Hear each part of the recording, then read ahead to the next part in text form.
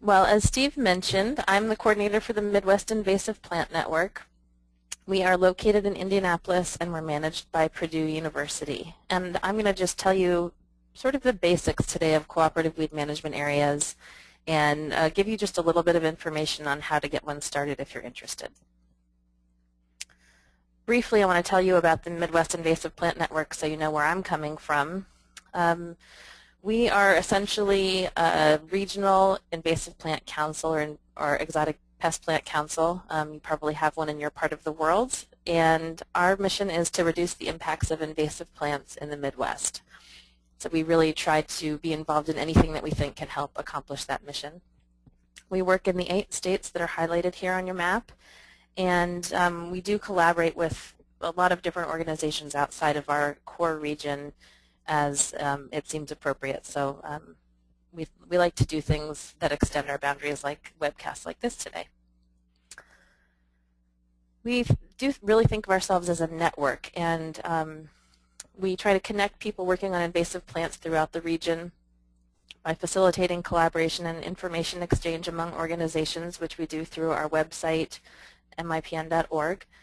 We have a listserv, we hold an annual conference.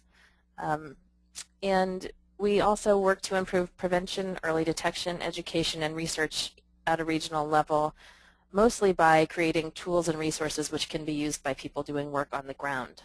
The Midwest Invasive Plant Network, or MIPN, has a staff of 2. So we really rely on our partners and on our network to accomplish the work we're trying to do. And we really see CWMAs as important partners in accomplishing those goals because they're the people on the ground in local areas throughout the region, using our educational materials and our other online tools to improve their invasive plant management. So as I said, I'm going to just give an overview of the basics of CWMAs, what they are, what the benefits are, and a little bit about how to get one started. At the end, I'll put up a link or a picture of our webpage that will show some of the links we have and the resources we have available on our website, so you can get a more comprehensive set of tools and some information at the end of this webcast. But mostly I want to just talk about why CWMAs are important and what they can do for you. So CWMAs we define as local organizations that facilitate collaboration across jurisdictional boundaries for more effective invasive plant management.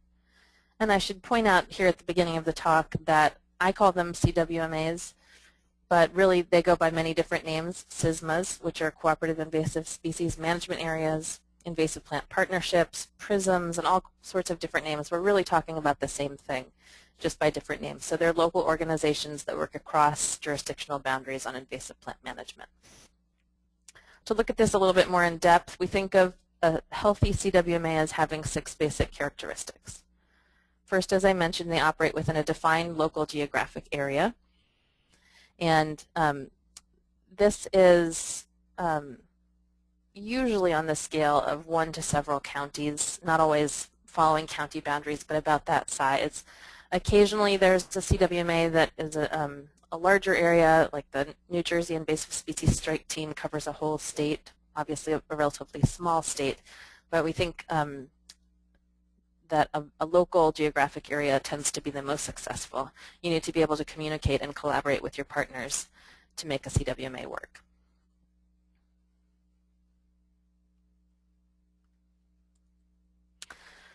Second, they involve a broad cross-section of landowners and natural resource managers, so this includes both public and private lands.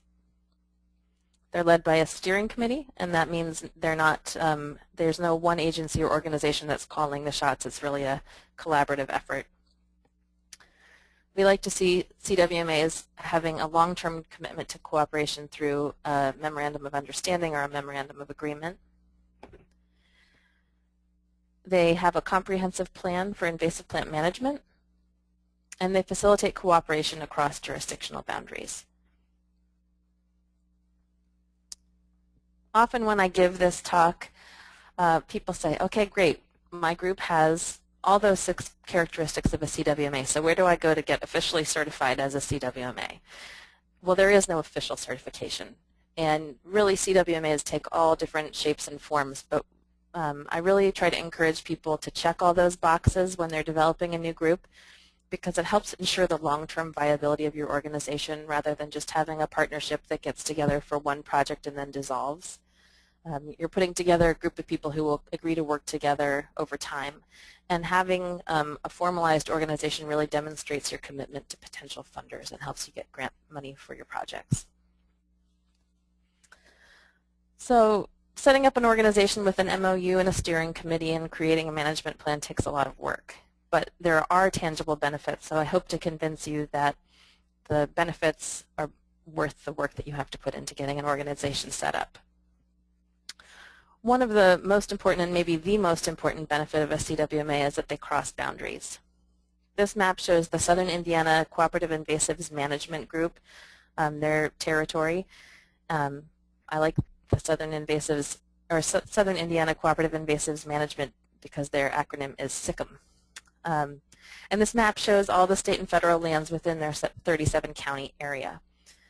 So you can see all the different colors represent different federal and state ownerships, and the public lands are kind of scattered. The light green is the Hoosier National Forest, and you can see that there are lots of different individual parcels that make up that national forest, and there's a whole lot of private land in between.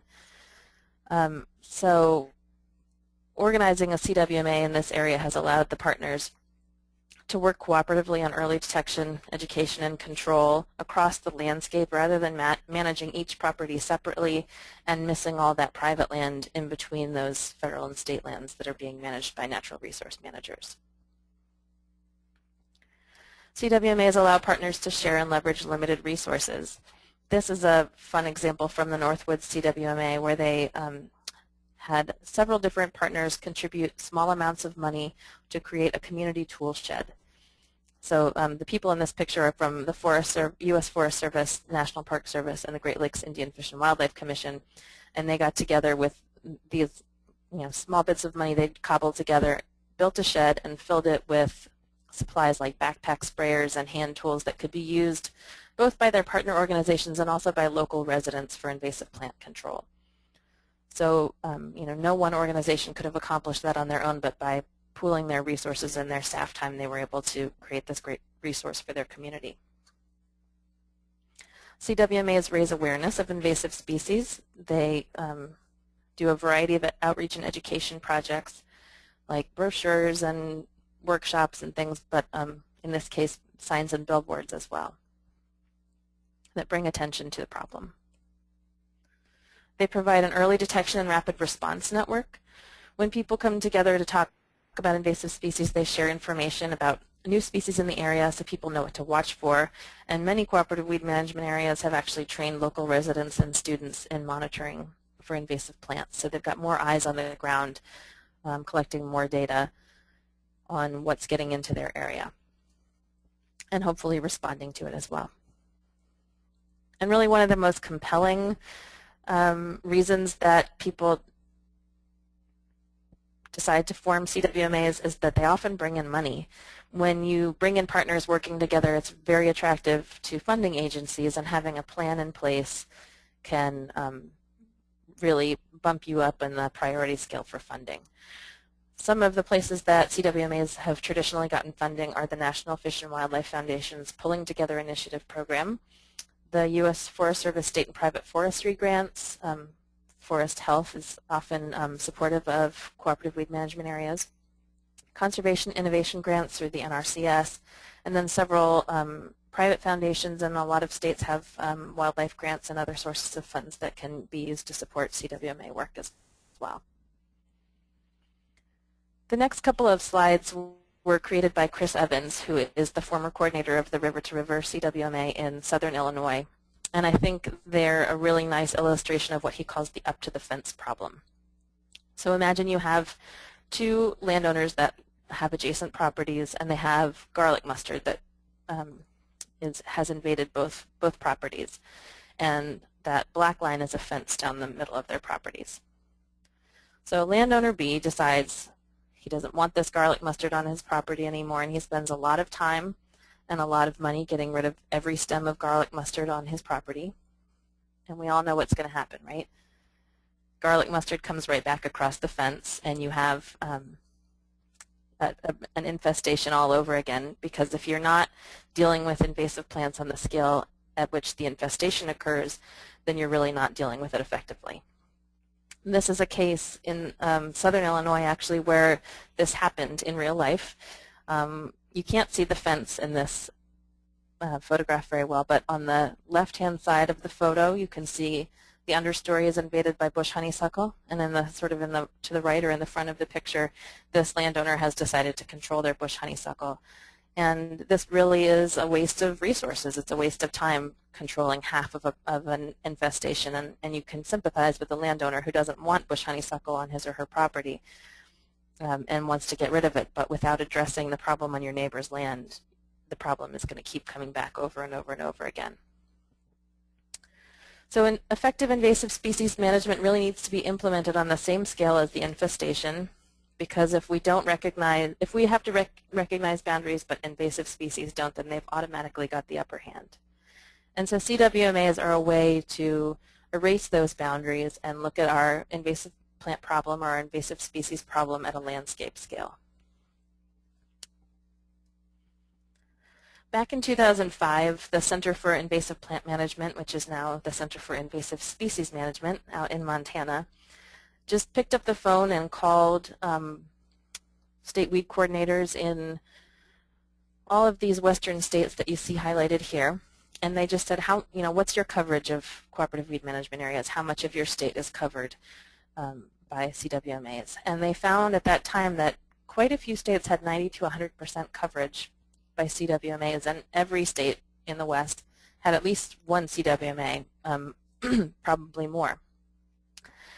They didn't do they didn't make those phone calls in the eastern half of the country, but really this is what the map looked like, blank. There was almost nothing going on with CWMAs in the eastern part of the country in 2005, with the exception of a couple of CWMAs in New York. And so that same year, in 2005, the U.S. Forest Service gave a grant to my organization, the Midwest Invasive Plant Network, to adapt the training materials that were created in Idaho for western CWMAs and make them a little bit more relevant and applicable east of the Mississippi because of some of the differences we have in parcel size, population size, and the landscape and land use. And the goal was to use those materials to hold training workshops in the eastern part of the country and encourage the growth of more CWMAs in these other states that don't show up on the map. So this was our goal. We were really inspired by the map of Idaho, where almost the entire state was covered by CWMAs. And you can see some of these in the north and in the southeast corner of the state hang over the map, and that's because those CWMAs were multi-state CWMAs with neighboring states, because for whatever reason it made more sense to collaborate across state lines in those places. But we really wanted to see our states out east having these sort of local partnerships really across the whole region, across the whole country. So New York, as I mentioned, had really the first CWMAs in the east, in the Adirondacks. The APIP up there is the Adirondack Park Invasive Plant Project, and then the Long Island Invasive Species Management Area. And they were able to get money from their state legislature in New York to develop what they call PRISMs, or Partnerships for Regional Invasive Species Management, across the entire state, and they did that in a really systematic way based on ecoregions. And with that state money, they were able to pay a coordinator for each of these PRISMs. So we are starting to see that the idea has made it east, and we've got some examples now in the east to hold up and say this is what we want to do. Florida also took a systematic approach to creating what they call CISMAs, or Cooperative Invasive Species Management Areas, in their state through the support of the Florida Invasive Species Partnership. And here's a very recent map from April of the northeast and Midwest states. In most of our states in this part of the world, we've taken a more haphazard approach to the development of CWMAs. We haven't had that sort of coordinated state-level approach for the most part. And there have been a variety of different funders who've supported the development of these CWMAs and different partners. The U.S. Forest Service made it a priority to have a cooperative weed management area on every national forest in this region, and so they've provided funding and support in a lot of places to start CWMAs. And then they've also partnered with the Great Lakes Restoration Initiative to make money available to develop and support cooperative weed management areas along the coasts of the Great Lakes. So you can see the Great Lakes have pretty good coverage along the coasts by cooperative weed management areas. In other places, in Minnesota, they had some money that came through their state legislature that went to the county soil and water conservation districts. And so you can see they have a lot of little one-county CWMAs in that state. And then a lot of these other CWMAs were just formed by people who wanted to see good things happening on their landscape and wanted to work with their partners. And in a lot of cases, the Pulling Together Initiative has supported those CWMAs, but many of them have had no funding at all, and they've really just been driven by people who wanted to work together and wanted to just create an organization that would allow them to cooperate, talk to each other, and learn from each other. I'm going to go through a couple of examples of CWMAs in the Midwest that I'm most familiar with to kind of illustrate the different ways that CWMAs can work, some of the different projects they've taken on that have been successful. And I often refer to them as sort of my big money CWMA and my small change CWMA. It's not really the case anymore. River to River has had lots of grants over the years. They've had grant funding from the start, and they've had a paid coordinator from the start. Northwood CWMA in Wisconsin really went along for many years with just little bits of money here and there and didn't have a paid coordinator until a couple of years ago. They now have gotten money from the Great Lakes Restoration Initiative, but I kind of want to show you some of the things that can be done without big grants that are still really worthwhile. River to River CWMA was formed in 2006, so it's one of the oldest CWMAs in our region. And they were able to come up with funding to hire a coordinator in April of 2007. Their goal was to address terrestrial and aquatic non-native invasive plants in the 11 southernmost counties in Illinois.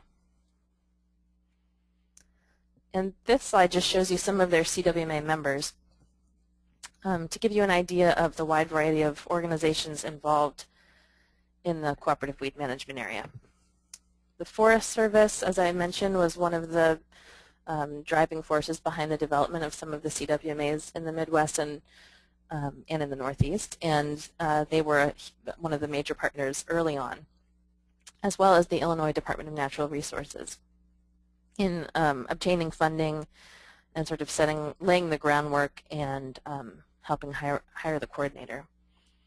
Other federal agencies like APHIS, the Fish and Wildlife, U.S. Fish and Wildlife Service, and NRCS are involved. The Nature Conservancy, their local universities, and also the Shawnee RC&D, which I'll talk about in a sec here.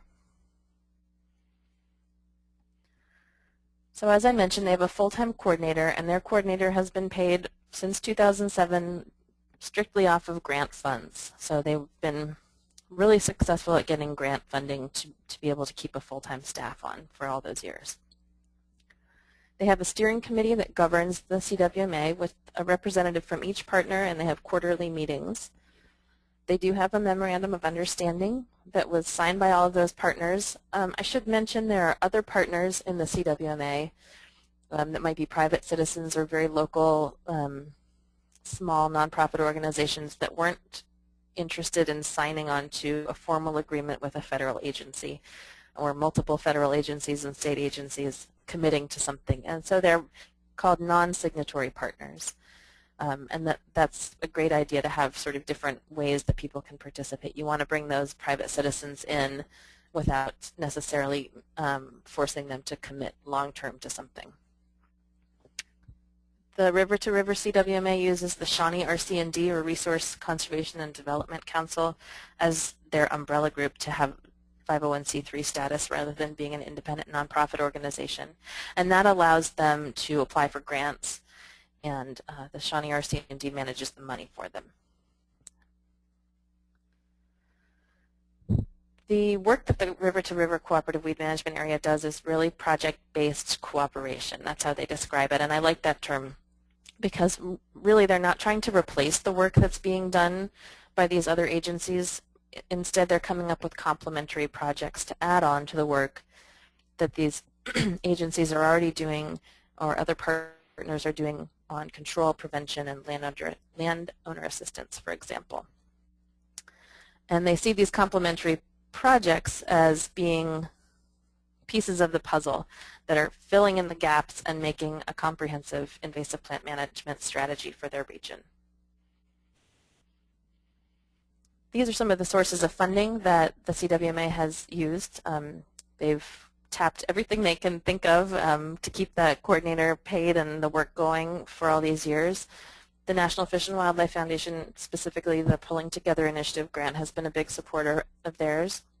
They've gotten money from the National Forest Foundation and the Boat US Foundation, which are both private foundations, NRCS Conservation Innovation Grants, state and private forestry, several state funds, wildlife grants, conservation grants, and so on. And then they've also used participatory agreements and challenge cost share agreements with the Forest Service and the DNR so that when funds are available from those agencies to do projects that mesh with the goals of the CWMA, they're able to get funds to the CWMA in those ways as well. I'm going to show you a few of the things, just a very few of the things that the CWMA has been able to accomplish to give you an idea of the scope of their work and their creativity. So these two pictures here, you can see Chris Evans with the beard. He was their original coordinator. He's moved on to the Illinois DNR within the past year, but they have a new coordinator named Carla Gage who's taken his place. And when Chris came on board, he found that his biggest challenge was that people had no idea what invasive species were. Southern Illinois is a rural area, and it's a relatively economically depressed part of the world, and people just didn't have any familiarity with what he was talking about when he said invasive species. So he spent a lot of time early on just talking with people. He held trainings for local residents and volunteers in identification, control, and biology of invasive plants.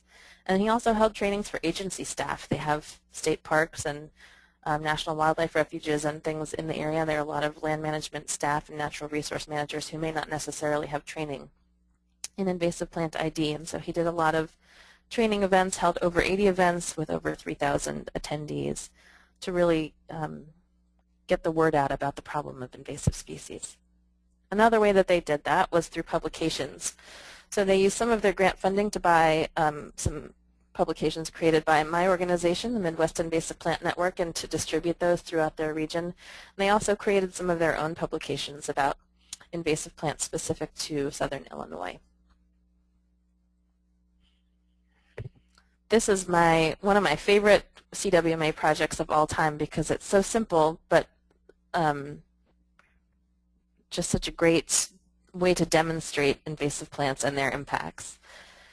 So this is an aerial photo from Giant City State Park, and in that white area there, they went through and removed all the Asian bittersweet that was growing in that forest. It was a dense infestation all throughout this whole forested area.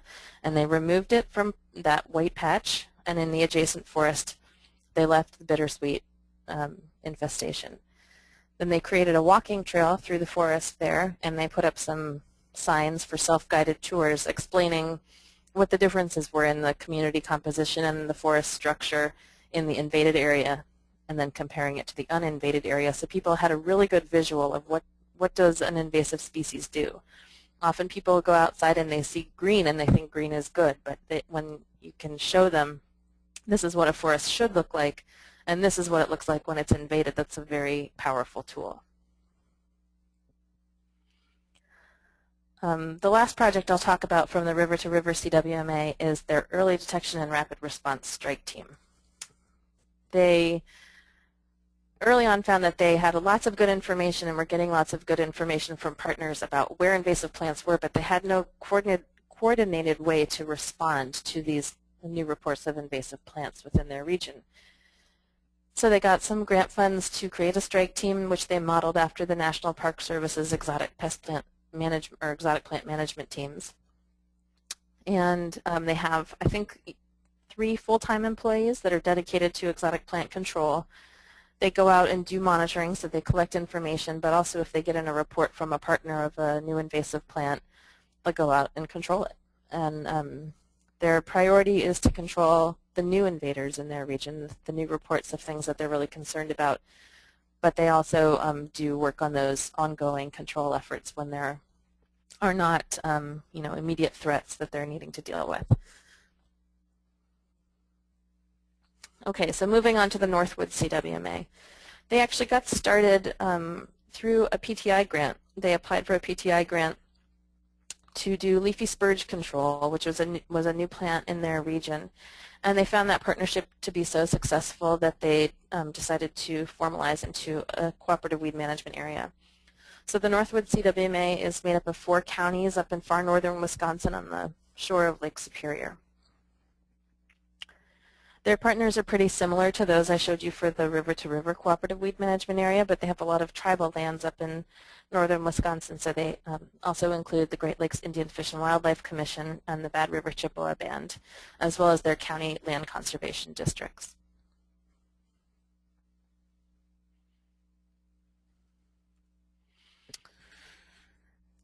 So as I mentioned before, early on they didn't have any grant funding. They had, couple $1,000s here or there from different partners or small projects, money that could be was made available to them, but they didn't have a big grant.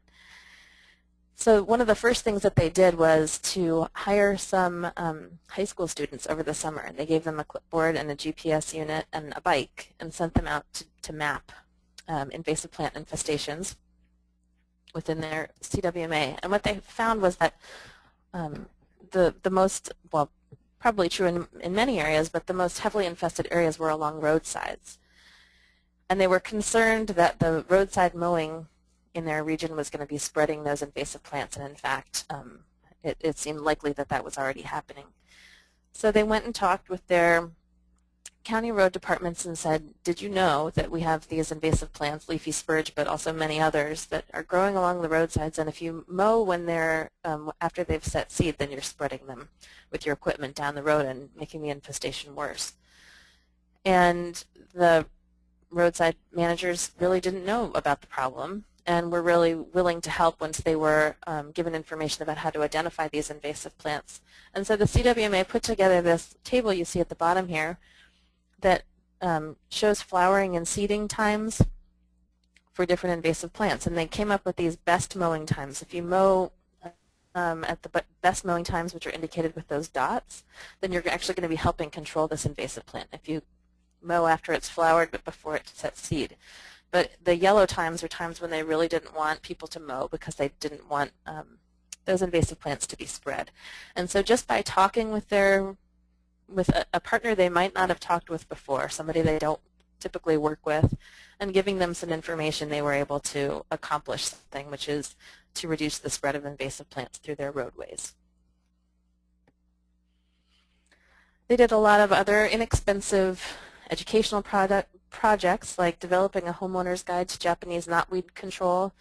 They taught seminars to all kinds of different groups, K through 12 classes, local policymakers, and so on. And one of the most successful projects that they had was to staff an informational booth at the local farmers market. They would have different CWMA members commit to different, one Saturday over the summer, and they would have this table where they could give out information and kind of show people what some of the local invasive species looked like. And they said, the first few weeks they had a few people stop by and take a brochure, or maybe chat for a minute, but there wasn't a whole lot of interest. But as the summer continued on, they would find that people would come into the farmer's market in the morning with a plant and ask for help identifying it, and if it was invasive, ask, what do I do about this plant? And so having that sort of consistent presence for the whole summer turned out to be a great way to connect with people and to give them information that was really relevant to them. They've also done all kinds of cooperative control efforts. This is usually one of the most compelling reasons for people to want to start a cooperative weed management area is they want help with their control efforts. They've got a lot to manage, and they want to combine forces with some of their partners. On the left here is a gravel pit, and in addition to the mowers spreading invasive plants, they found that on gravel roads, if the gravel pit was infested, when the gravel was spread on these country roads, that was another way that invasive plants were getting in along the roadsides.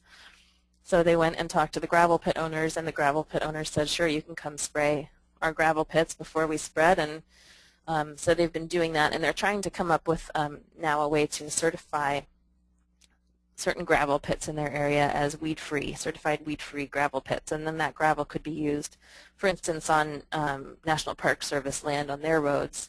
They could make sure that they were getting gravel that had been treated and would not have invasive plant seeds in it. So that's the sort of the why you should start a CWMA portion of the talk, and I'm just going to talk briefly. I don't have enough time to go through the entire how-to. We have created as I mentioned before, the Idaho Department of Agriculture created a CWMA cookbook back in 2003, and then we've adapted that for the eastern states. So depending on where you're listening in from today, you may want to look at one or both of those guides. I know you probably don't have time to write down these web addresses right now, but if you just Google CWMA cookbook, these two documents will be the first things that come up. So you can go take a look at all this information after the talk if you're interested. I'm just going to kind of touch the highlights right now to give you a sort of a quick idea of what goes into creating a CWMA. One of the most important things that you'll need to do is to identify a leader or a champion. Everybody may want to work together and have good intentions, but if no one's going to take the lead, it's not going to get off the ground. So you really need to find somebody who's excited about CWMAs and who has the time to commit to getting people organized, preferably somebody who's a good communicator and somebody who's doing it for the good of all, not necessarily to further their own personal needs. I should mention here that I have these steps kind of numbered 1 through 16 in how to organize a CWMA, but I don't think anybody goes through them in the same order. No two CWMAs go through them in the same order. The order really depends on how your CWMA forms, who forms it, where the money comes from, and so on. And so, they all should be things that you address at some point, but they don't have to happen 1 through 16 in order. At some point, you need to establish geographic boundaries. These could be political boundaries like counties or townships. They could be ecological boundaries like watersheds. This map on the right shows the Iron Furnace Cooperative Weed Management Area in southern Ohio, which actually has now combined with another group and has a new name. But they were originally organized. You can see that, you probably can't see real well on this slide, but those, the light orange, the dark orange, excuse me, and the dark green are 3 different watersheds. So they drew their boundary around those 3 watersheds, and then in doing that, they were able to encompass this entire part of the Wayne National Forest, which is the light green. So they were really targeting the areas in and around the Wayne National Forest, and they were able to bring in some state park lands, the brown, as well. If your CWMA, for whatever reason, is a very large area, you may want to consider subdividing it into management areas or subunits just to make management more practical. And they've done this in southern Indiana. They have a 37-county area, which makes sense because it's sort of an eco-region, and the major partners are all the same throughout that region, the DNR and the Forest Service and the Department of Defense, the Nature Conservancy, but they have county-level subgroups that do events on a much more local scale within that larger region. Another step that's important is to identify potential partners and begin building support. And you probably are already working with partners wherever you are. You're working with your state agencies, your federal agencies, maybe the Nature Conservancy or a local land trust. But really what you should think about is, who are you not working with that you'd like to be working with? Maybe it's a railroad company that has a rail line running through your area, or a utility company. There could be a large corporate landowner, either a farm or it could be Dow AgroSciences or some sort of company that holds a lot of land that might be a big piece of the land area within your CWMA boundaries. Think also about homeowners associations and other local groups that you might be able to plug into for volunteer help. You also want to determine common goals with those keeping those partners in mind and the broad group of partners in mind. Usually a good way to get people to come together is to address an issue that's of concern to a lot of people for a variety of reasons. And maybe that's kudzu, that farmers are concerned, foresters are concerned, natural resource managers are concerned. So maybe you want to make that your focus early on. Or Asian bush honeysuckle. There could be an issue like education or early detection that would bring people together. So try to focus early on the issues that will really get people to the table, and from there you can work towards a more comprehensive strategy. You need to select a name. You're going to want to consider both geography and focus. So where are you located, and have a name that indicates in some way where you are. It could be southern Indiana, or it could be like river to river, where they're between the Mississippi and Ohio rivers, and that sort of defines their area. Also the iron furnace, which I mentioned earlier, the iron furnace CWMA named themselves after a local landmark, which was a historic iron furnace. So picking a name that really people feel invested in and that resonates with them is important. And then you also need to consider your focus. Are you going to just deal with weeds, or are you going to deal with all invasive species? Do you want to be a partnership or a management area or a cooperative? There are all different ways to name your organization, and you should think it through thoughtfully. You need to choose a CWMA fiscal manager, and I don't want to go into this in great detail today. There's a lot of information about this in the cookbook, and a lot of CWMAs have been creative in finding a host organization to handle the money for them. Some of them don't have very much money, and so they don't really need a specific fiscal agent, but they run different grants through different organizations or get donations from different organizations at different times. But some of the bigger ones that have lots of grants and have paid staff will need to be able to receive their own grants. And that could be getting nonprofit status or partnering with another organization that has 501c3 status, like an RC&D, Soil and Water Conservation District, a local land trust, or a similar organization. Holding a public meeting is important. As I mentioned before, you're probably already working with some of the major players in your area, but you want to bring in those dedicated, excited, interested, motivated people that you don't know. You want to bring in people who can help with field days or writing a brochure or drafting a letter to a congressperson. And holding a public meeting will bring in those people that you don't know, and also will sort of start bringing up the issue with people who are completely unfamiliar with invasive species.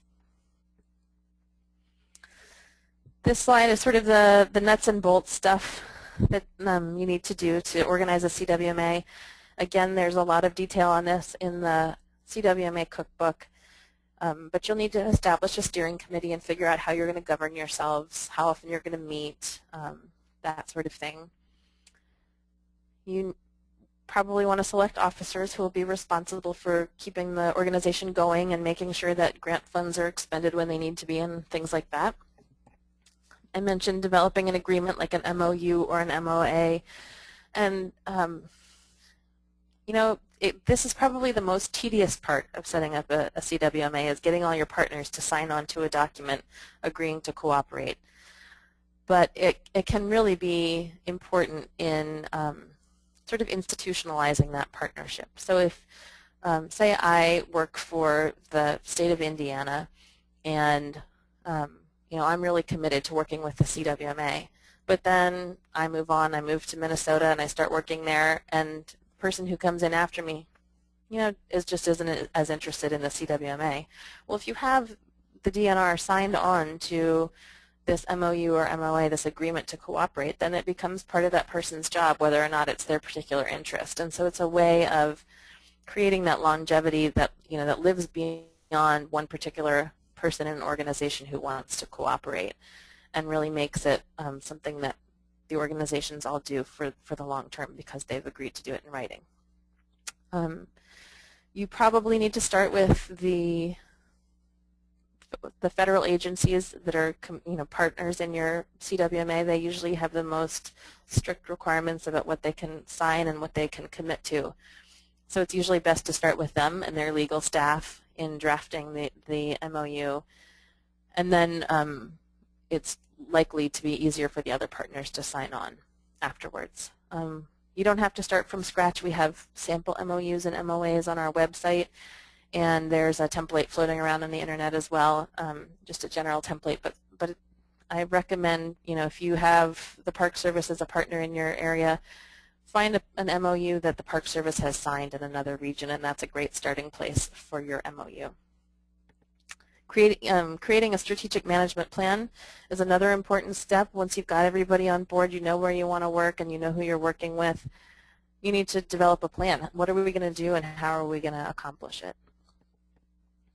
Try to think about all the different aspects, not just, we're interested in Asian bush honeysuckle and garlic mustard, but how are you going to deal with new species coming in, and how are you going to deal with education and monitoring and things like that.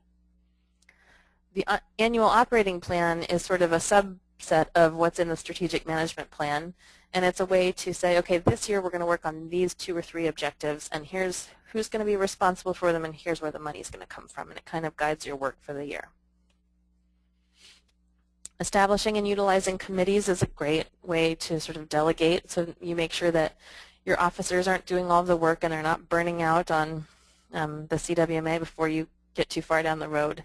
You can have standing committees that work on things like education or monitoring, sort of general issues, and then ad hoc committees can be created as well to focus on, say, holding a workshop or creating a specific brochure or something like that.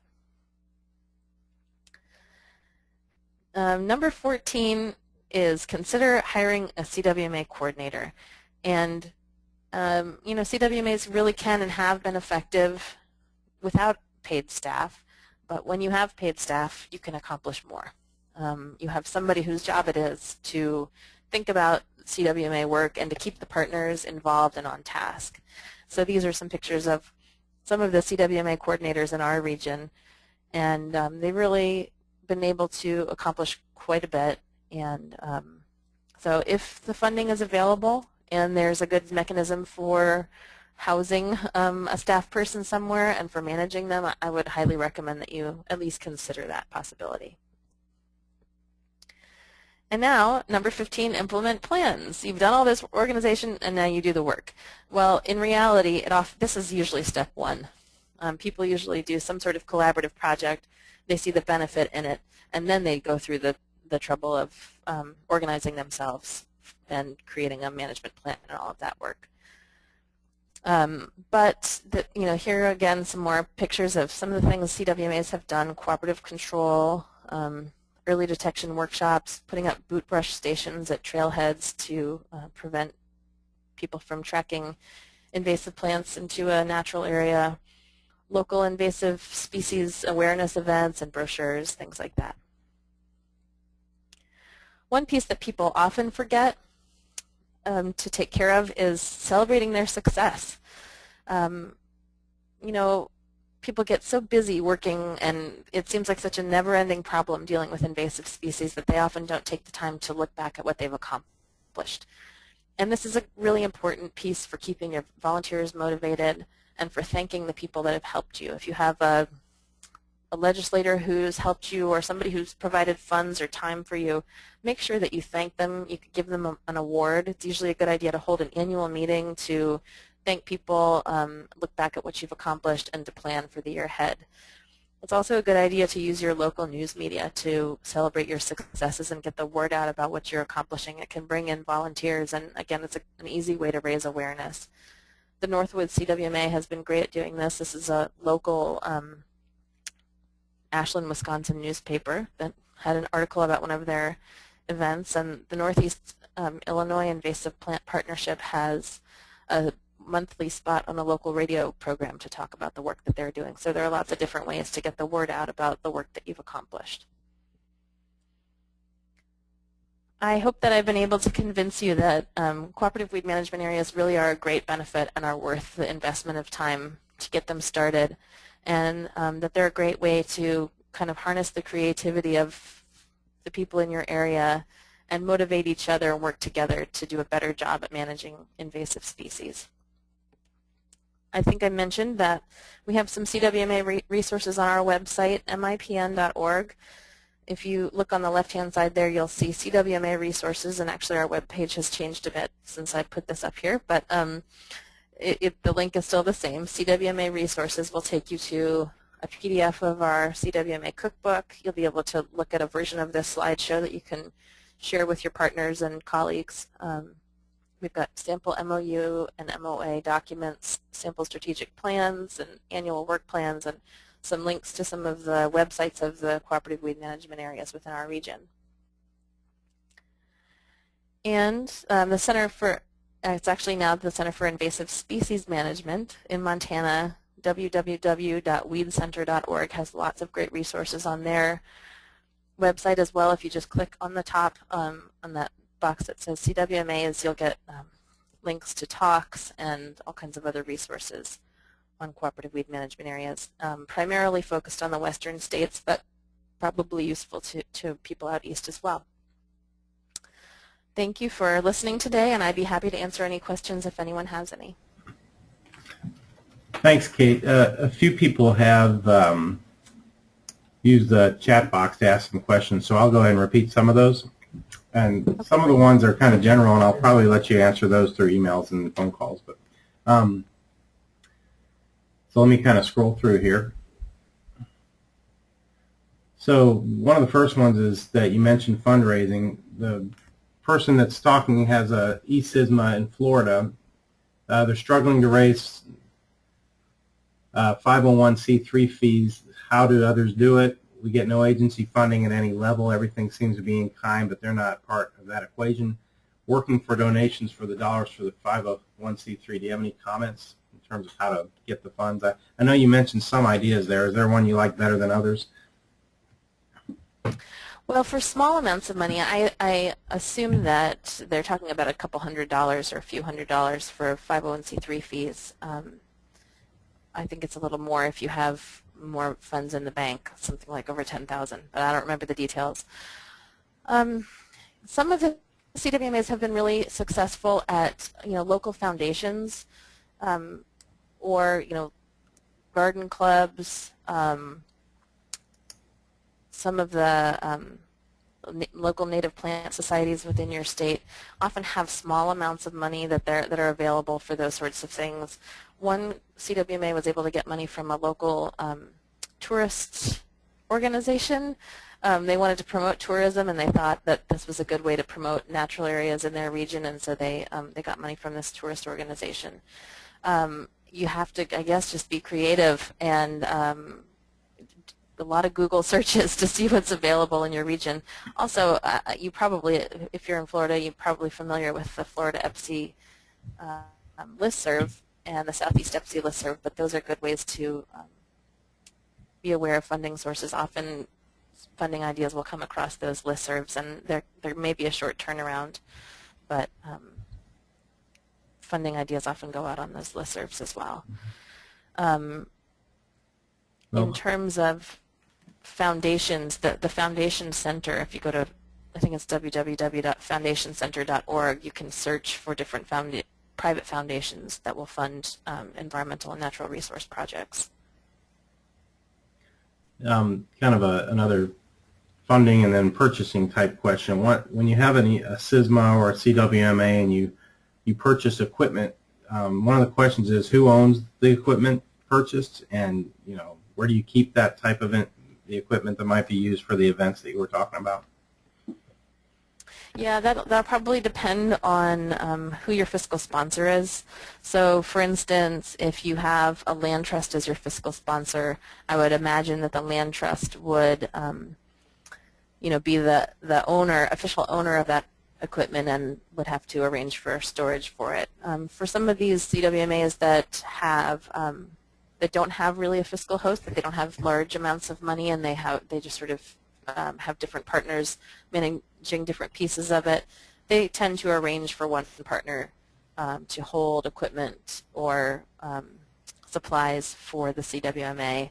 And so really the CWMA quarterly meetings are really great for planning and governance, but they're also just good for making those connections with each other and finding out what resources do you have available. Do you happen to have space in your garage? Do you happen to have access to someone who can do press releases? And so getting together and talking with your members, you'll often find that you have resources available that you can use for the group that you didn't realize you had. How can someone get a copy? I guess it was the homeowner's guide to KW control. Not sure.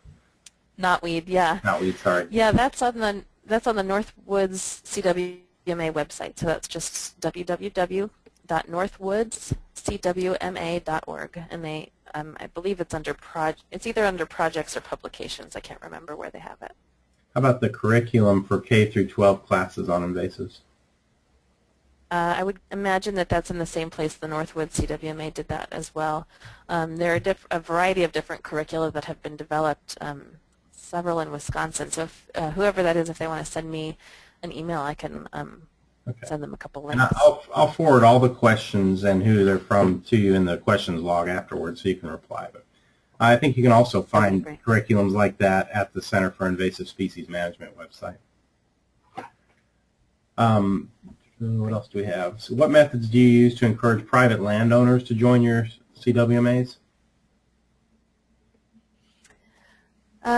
Well, I don't use any methods because I'm not actually directly involved in a CWMA, but I think what's been useful for CWMAs in our region has been a couple of things. One is offering free training sessions. So, we'll hold a free training on how to identify invasive plants or on how to manage invasive plants, and that really draws people in that want to learn. They may not really feel like they have a lot to offer to start with, but when you can kind of plug them in through a training and talk to them about what they're interested in, that's been a good way to get people involved. Often just going and talking with your neighbors. If you have a property, and we find that here in Indiana, going and knocking on doors sometimes works really well. Talking to your neighbor about, did you realize that giant Japanese barberry you have on your property is invading our nature preserve? And some people aren't receptive, but others really are. I know in Illinois they held a conference they called the Stiltgrass Summit, which was brought in experts from around the region to talk about what do we know about Japanese stiltgrass, about its biology, where it's coming from, and how to control it. And a local homeowner drove by and saw the sign that said Stiltgrass Summit, turn here, and she pulled in. She said, I've got stiltgrass and I want to know what to do about it. So just the more ways that you can get your name out through brochures, through newspapers, and just through talking to people brings volunteers and local landowners in. Great. Well, I'm going to go ahead and pass the rest of these on to you through an email. I'll send you the questions log. Thank you, everyone, for joining us today. Some really good questions. We will be having the next talk in this series. I believe it's scheduled for July 11th, and we'll send out an email with the title and the speaker soon. So thanks a lot for joining us. And Kate, thanks for the talk. Really appreciate it. Glad to be here. Thanks, Steve. Bye, everyone. Thanks.